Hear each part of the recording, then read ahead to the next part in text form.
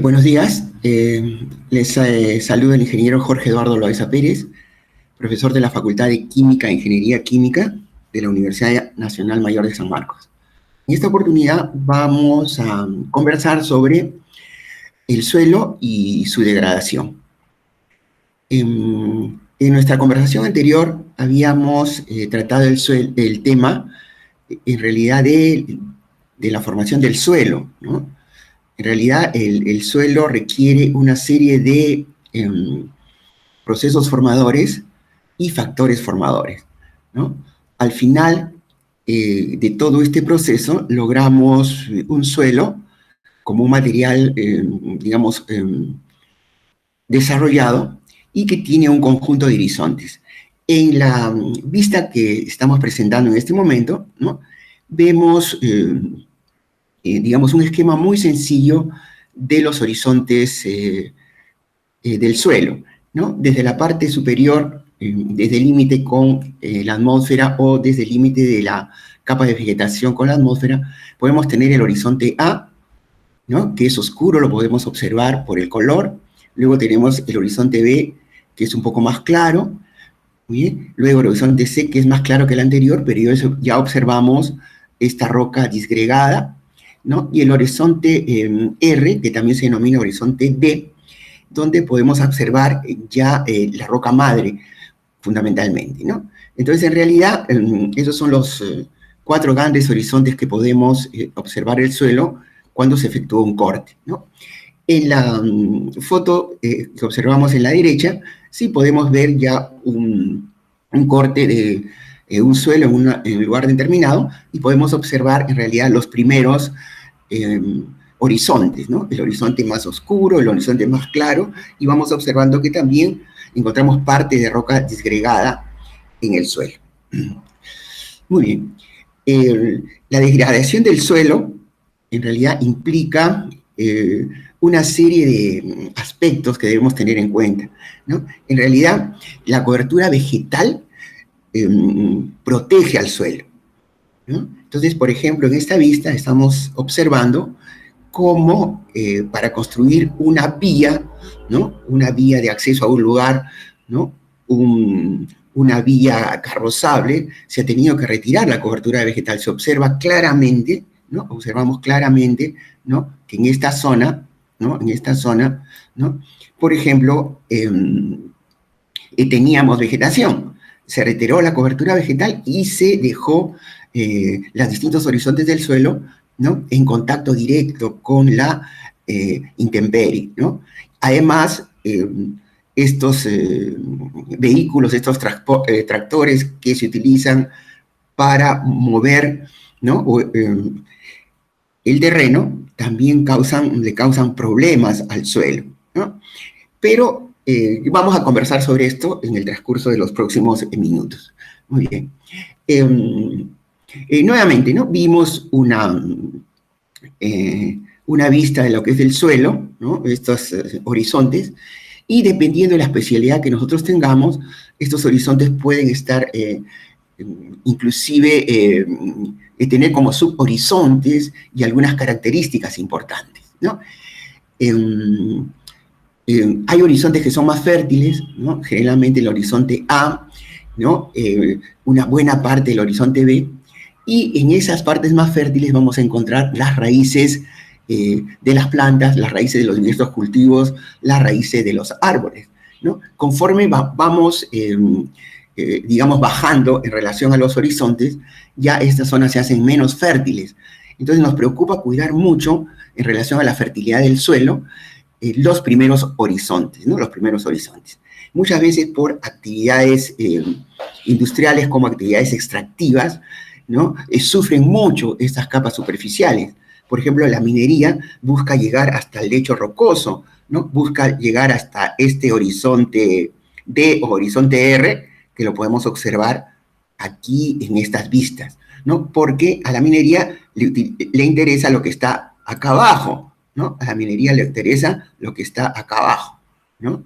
Pero actualmente hay formas de preservar estas capas más fértiles del suelo para en una posterior restauración poder utilizar este suelo con las condiciones que inicialmente tenía. Muy bien. ¿Qué entendemos por degradación del suelo? ¿No? Entonces, la degradación implica una serie de procesos, pero estos procesos van a traer como consecuencia el deterioro o el cambio de sus propiedades, ¿no? El cambio de las propiedades del suelo.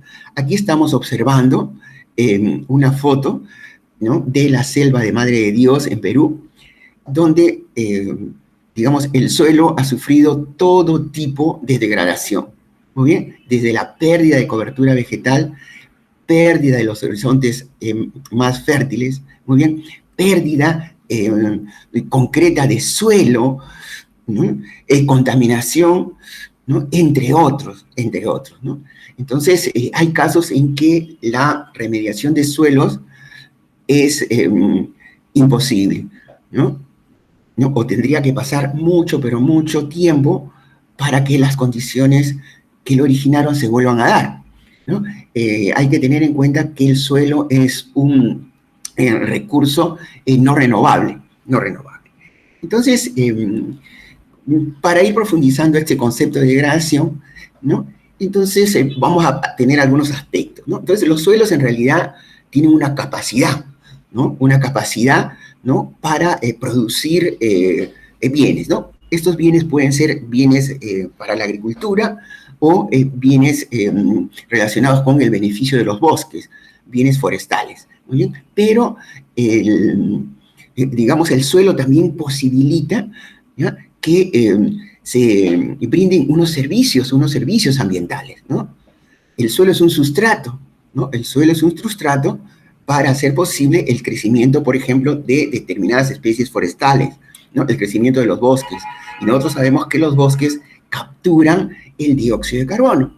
Entonces, los bosques nos ayudan, muy bien, a disminuir la cantidad de gases de efecto invernadero, ¿no?, que pasarían, ¿no?, a las capas superiores de la troposfera y tendrían estos efectos, ¿no?, que se manifiestan en digamos, un calentamiento global y el cambio climático posterior, ¿no? Entonces, el suelo tiene capacidades actuales, tiene capacidades potenciales y el suelo puede brindar servicios ambientales, ¿no? Estos servicios ambientales en algunos casos pueden ser directos, pero también pueden ser indirectos, ¿no? Como les mencioné, la captura, ¿no?, de dióxido de carbono por los árboles, ¿no?, de acuerdo a un proceso que ya es bastante conocido.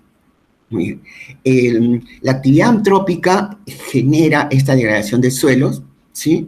Pero también la actividad de la naturaleza, ¿no?, puede degradar los suelos, ¿no? Las erupciones volcánicas, por ejemplo, ¿sí?, no, arrasan con cobertura vegetal, arrasan con el suelo que se encuentra a su paso, ¿no? Estas zonas volcánicas, si es que se quisiera recuperar el suelo de estas zonas volcánicas, tardaría en realidad mucho tiempo, ¿no? Podría tardar hasta cientos de años o hasta miles de años, ¿no? En algunos casos hay información que más de 3.000 años, ¿no?, demoró en formarse un suelo, ¿sí?, en una zona volcánica, ¿no? Ahora, en el caso de actividades naturales, no podemos hacer mucho, ¿no? Solamente tenemos que prevenir algunos daños. Pero hay también degradación del suelo de origen humano por causas antrópicas, ¿no? Entonces hay actividades humanas, o sea, el hecho de la tala indiscriminada de bosques, ¿no?, el hecho de contribuir a la deforestación del suelo, son unas causas muy poderosas para la degradación del suelo, ¿no? Hay actividades industriales que toman parte del suelo para la construcción de infraestructuras. Hay actividades industriales, inclusive actividades domésticas, que utilizan zonas con suelo que tienen características muy importantes para construir rellenos sanitarios o rellenos de seguridad, entre otros, ¿no? Entonces, el suelo es el lugar, en realidad, donde se albergan muchos de los residuos de nuestras actividades económicas, ¿no? Pero con el conocimiento que nosotros tengamos de los suelos, podemos seleccionar el lugar, la zona en que menos daño le podamos hacer al suelo. Muy bien. En este diagrama podríamos tener una visión en realidad de lo que ocurre cuando se degrada un suelo, ¿no? Entonces, un suelo se degrada en realidad cuando se modifican sus propiedades, ¿no? Las propiedades del suelo son propiedades físicas, las propiedades del suelo son propiedades químicas, las propiedades del suelo también son propiedades biológicas.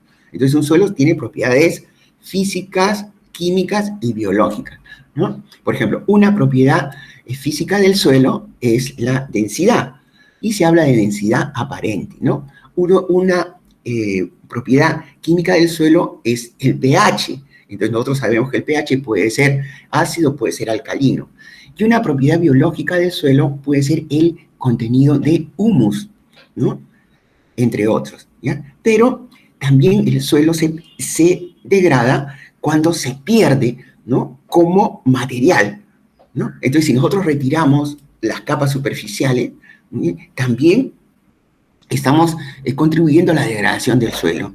Y por otro lado, hay casos como la foto que vimos, ¿no? De la selva de Madre de Dios, por esta actuación de los mineros ilegales, estos mineros informales, estos mineros artesanales, causan una modificación de todas las propiedades, inclusive la pérdida de material que forma el suelo. Correcto. Entonces, los problemas que afectan a los suelos, ¿no? Son un conjunto de problemas, pero todos se relacionan en realidad a la pérdida de fertilidad. Entonces podemos hablar pérdida de fertilidad por tal motivo, pérdida de fertilidad por tal otro motivo. Muy bien. Entonces, ¿no? Se puede perder la fertilidad por desaparición de los horizontes más fértiles. Efectivamente, ¿no? Si desaparece el horizonte A, si desaparece el horizonte B, entonces los horizontes que queden no van a tener las características necesarias como para poder albergar a un cultivo, para poder albergar una planta en particular o para poder albergar a un árbol, ¿no? Cuanto más cerca estamos de la roca madre, ¿no? Tenemos menos posibilidades de que existan cultivos y, por supuesto, que sean estos fértiles, ¿no? Aquí estamos viendo en la foto que observamos, ¿no? En la parte derecha de esta diapositiva, ¿no?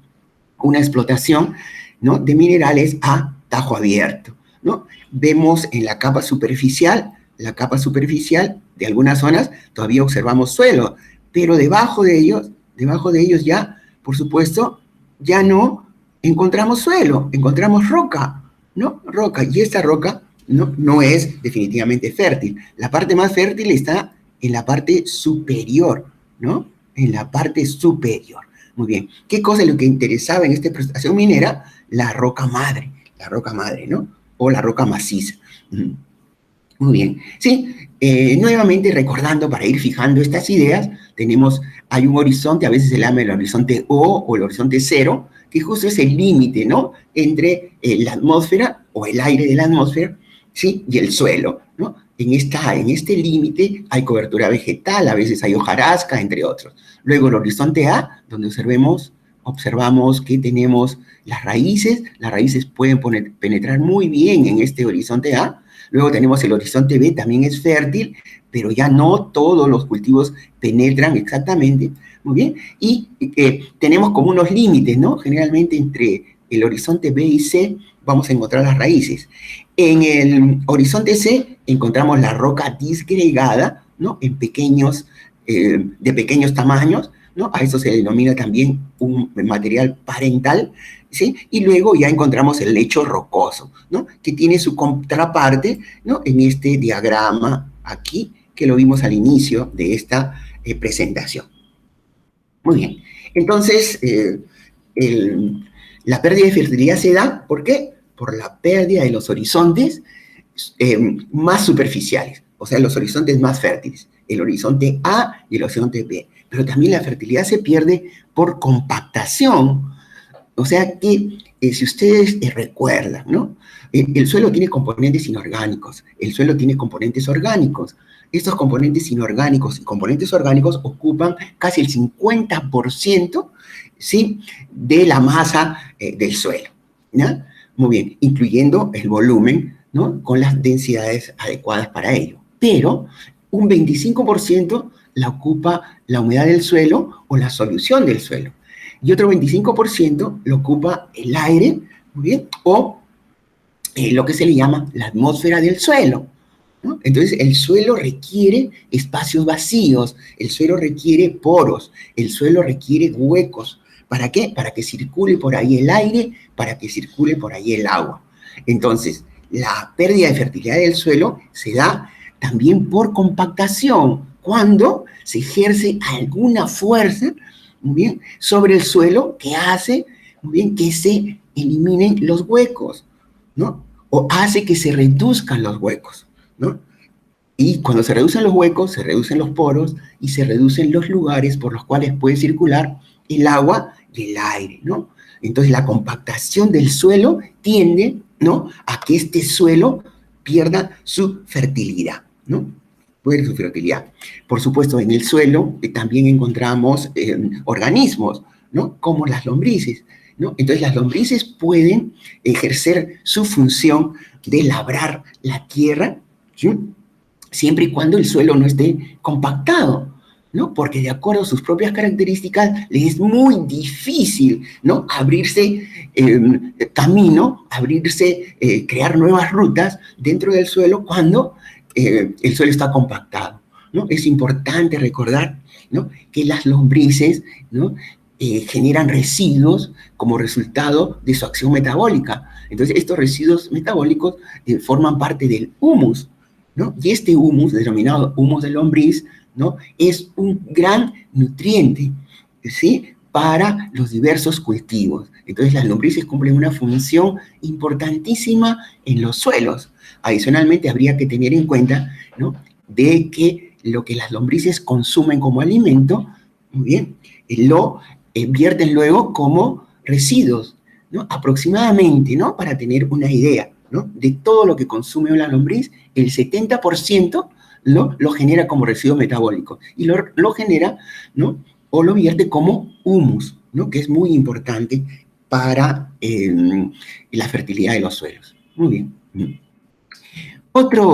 En realidad, otro problema que afecta a los suelos, ¿no?, es el exceso de uso del suelo. O sea, la fertilidad también se pierde por el exceso de uso. El suelo tiene una serie de componentes, muy bien, y estos componentes están representados por las distintas propiedades químicas del suelo. Muy bien, las propiedades físicas nos indican cómo se organizan estos componentes del suelo, ¿no? Nos indican las formas, nos indican los tamaños, etcétera, ¿no? Muy bien, ¿ya? Y por supuesto tenemos los componentes orgánicos del suelo o los componentes biológicos del suelo, ¿ya? Pero, ¿qué pasa con el uso? Si el suelo se utiliza, ¿no?, y si no se le hace descansar, no se le da la oportunidad de recuperarse, muy bien, entonces el suelo se empobrece, ¿no? Y es necesario agregarle al suelo una serie de enmiendas, ¿no? Agregarle al suelo nutrientes, agregarle al suelo fertilizantes, ¿no? Entonces, importantísimo, por ejemplo, ¿no?, hay que hacer descansar los suelos o hay que utilizar algunas opciones como son la rotación de cultivo, ¿no?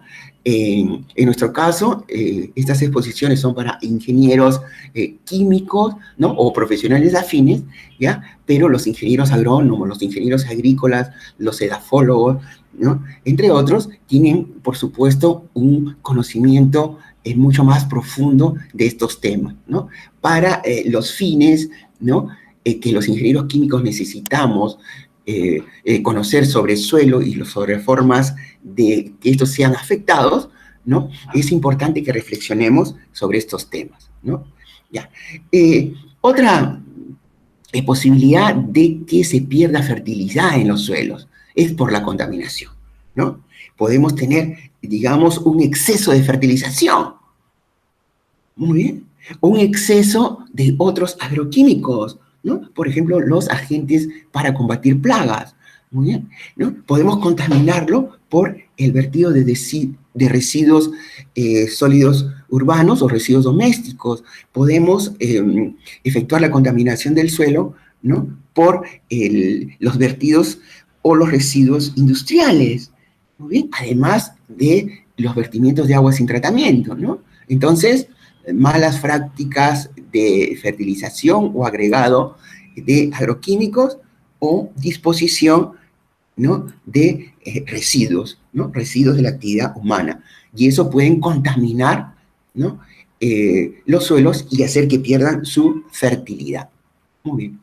El otro tema, ¿no?, es la pérdida de masa del suelo, ¿no? Pérdida de masa del suelo. Entonces, la pérdida de masa del suelo se puede perder por erosión. Y nosotros ya habíamos también conversado, ¿no?, sobre los procesos formadores del suelo. Entonces, la erosión natural o la erosión geólica es un proceso de formación del suelo que es un proceso lento, ¿no? La erosión fundamentalmente es eólica, pero también puede ser hídrica. Pero la pérdida de masa del suelo, ¿no?, que nos preocupa es la erosión antrópica, la erosión de origen humana, la erosión generada o la erosión propiciada por estas actividades humanas, la cual es rápida, ¿no?, a diferencia de la erosión geológica, que es lenta. Por otro lado, si desaparece la cobertura vegetal por actividad humana, dejamos a las capas superiores del suelo, ¿no?, a disposición de los fenómenos climatológicos.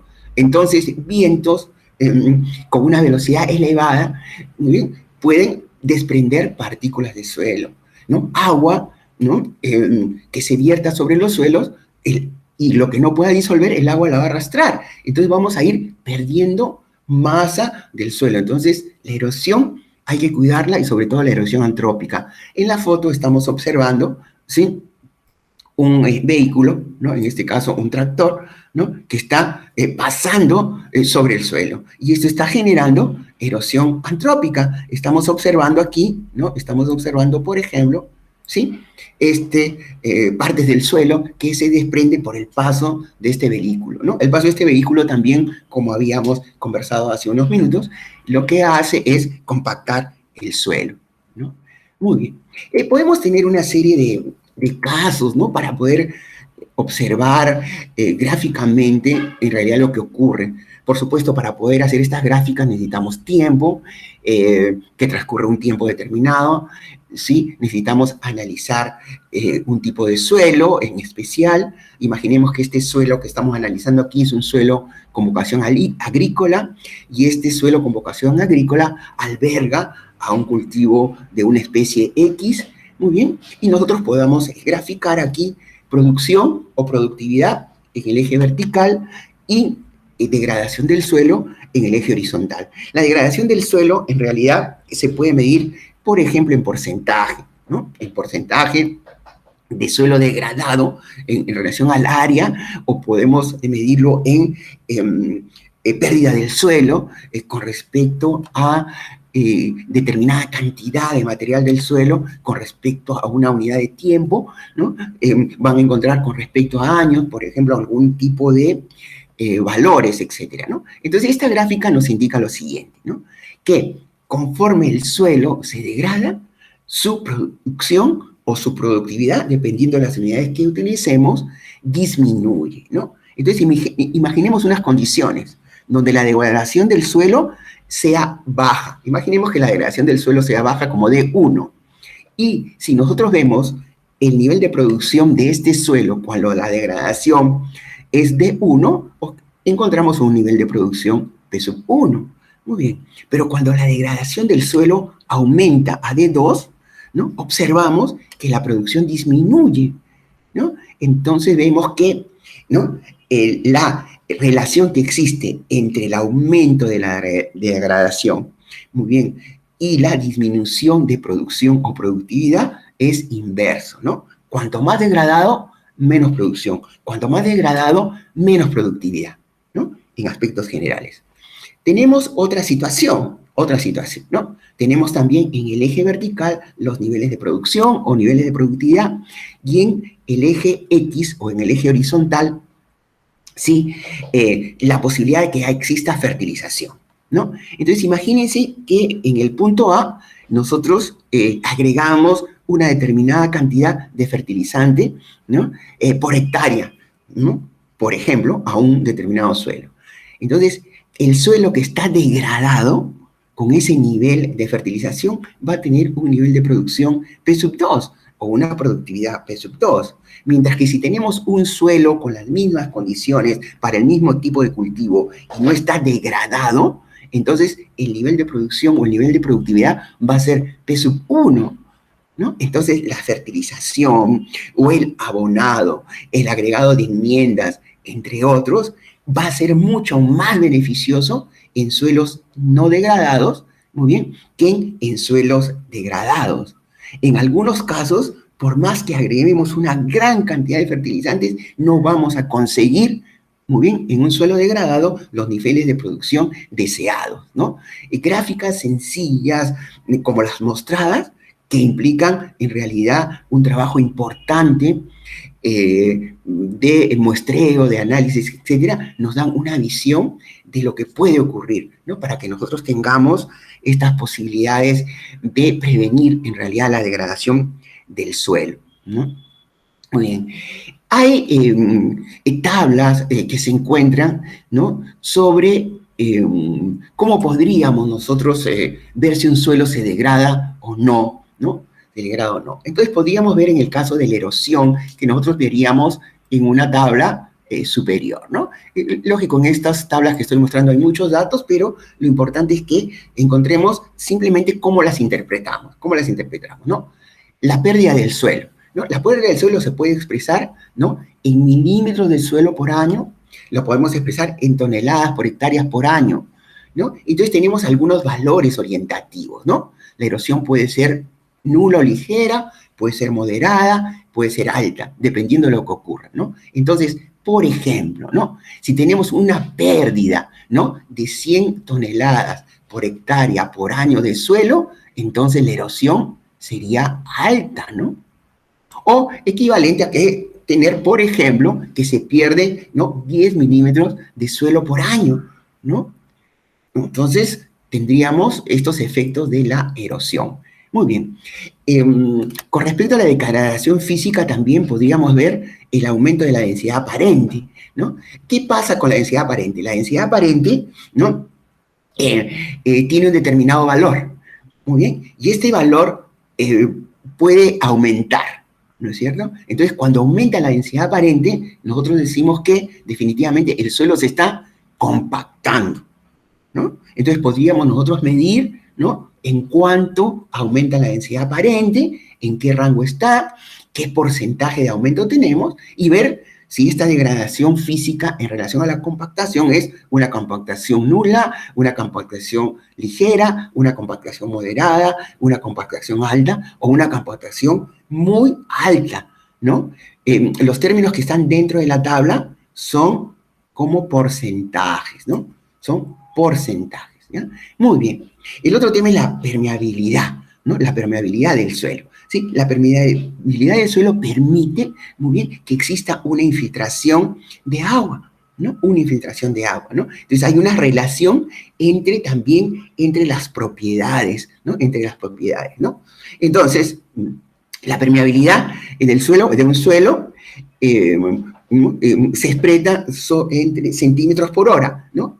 Centímetros por hora, la velocidad de ingreso de un líquido determinado, y los valores que están dentro de esta tabla, como ven, me indica disminución de la permeabilidad en porcentaje, ¿no?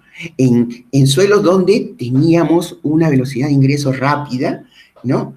Y se pierde, por ejemplo, ¿no? Esta permeabilidad digamos, ¿no? 8%, entonces la permeabilidad es moderada, ¿no? La permeabilidad es moderada, ¿no? Muy bien, y así podríamos tener una serie de tablas. Lo importante es cómo la interpretamos, ¿no? El otro tema es la salinización del suelo, ¿no? Nosotros la salinización, la sodificación, sodicación, etcétera, la vamos a medir en conductividad. Hay diversas unidades de conductividad. Podemos utilizar, ¿no?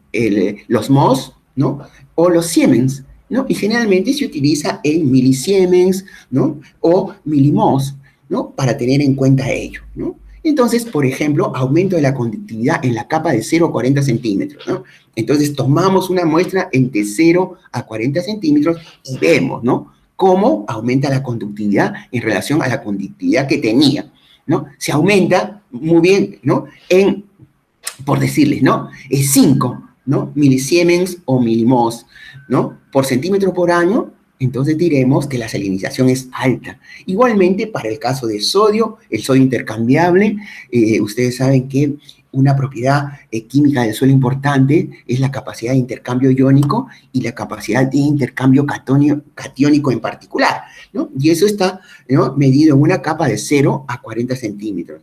Igualmente, ¿no?, si nosotros tuviéramos, ¿no?, un valor, por ejemplo, de 6, aumenta el porcentaje de sólido intercambiable en esa capa, ¿no?, en esa capa de 0,40 centímetros, ¿sí? En un valor de 5, ¿no?, con respecto a esta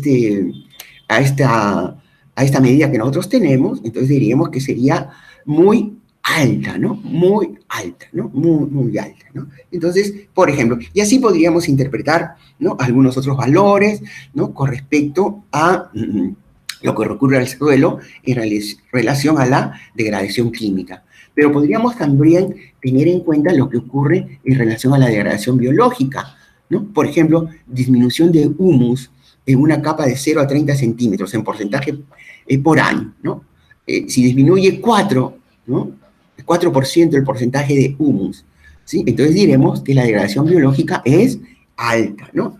El humus, habíamos conversado, ¿no?, tenemos el caso del humus de lombriz, ¿no? Por supuesto, hay algunos otros habitantes del suelo que también nos contribuyen, ¿no?, a estos componentes biológicos que mantienen el suelo en actividad.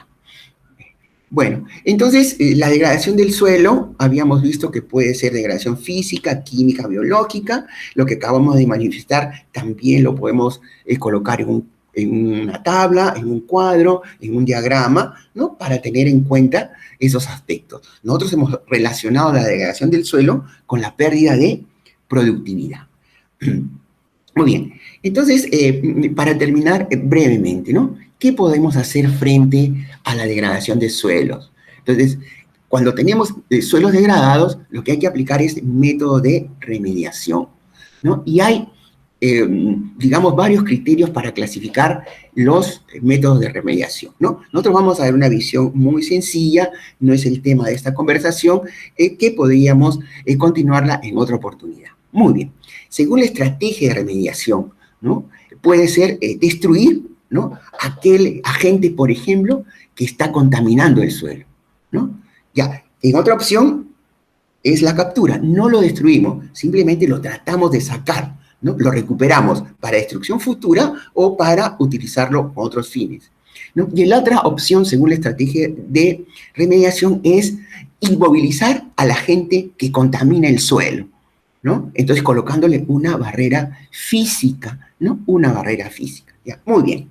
Según la estrategia de tratamiento o según la estrategia de remediación, relación a la naturaleza de este tratamiento, puede ser, ¿no?, que utilicemos un método físico, utilicemos un método químico, o utilicemos un método biológico, o combinemos los métodos, ¿no? Por ejemplo, un tratamiento físico, muy bien, es la extracción, ¿no?, de algún componente que contamina el suelo.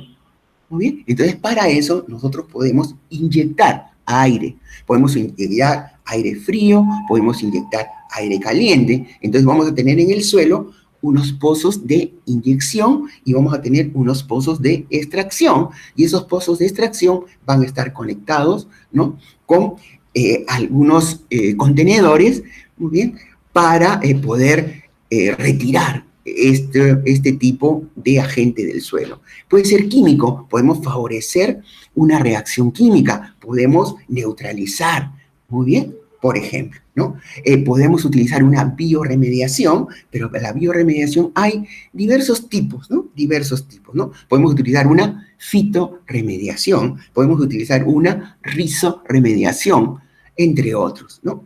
Podemos utilizar métodos combinados, primero un tratamiento físico y luego un tratamiento biológico, o un químico primero y un biológico después, entre otros, ¿no? Hay también tratamientos térmicos, ¿no? A veces el secado de suelos o casos ya más complicados cuando sea muy difícil la recuperación de un suelo, que es la incineración de suelos, ¿no? La incineración de suelo, ¿ya? Pero existe otro gran grupo de métodos, ¿no? Que es en función al lugar en la cual se realiza, ¿no? Esta remediación. Lo podemos realizar en el mismo lugar donde encontramos a este suelo degradado, ¿no? O este suelo contaminado, si fuera el caso, ¿no? O podemos realizarlo fuera del lugar.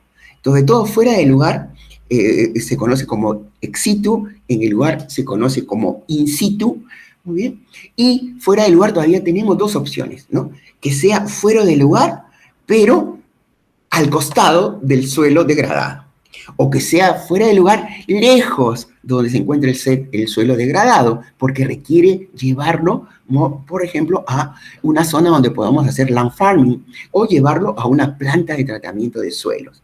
Cuando lo hacemos cerca, se llama ex situ on-site. Y cuando lo realizamos lejos, en una planta de tratamiento o en una zona de cultivo para suelos contaminados, lo llamamos ex situ off-site. Muy bien, estos temas son muy importantes, son muy interesantes tenerlos en cuenta, pero que merecen, digamos, una conversación específica con respecto a este tema, ¿no? Muy bien, les agradezco por haber compartido estos momentos. Cualquier consulta, cualquier sugerencia, ¿no? Me pueden escribir a mi correo institucional jloaizap@universidadnacionalmayor de San Marcos.edu.pe. ¿No? Muchas gracias.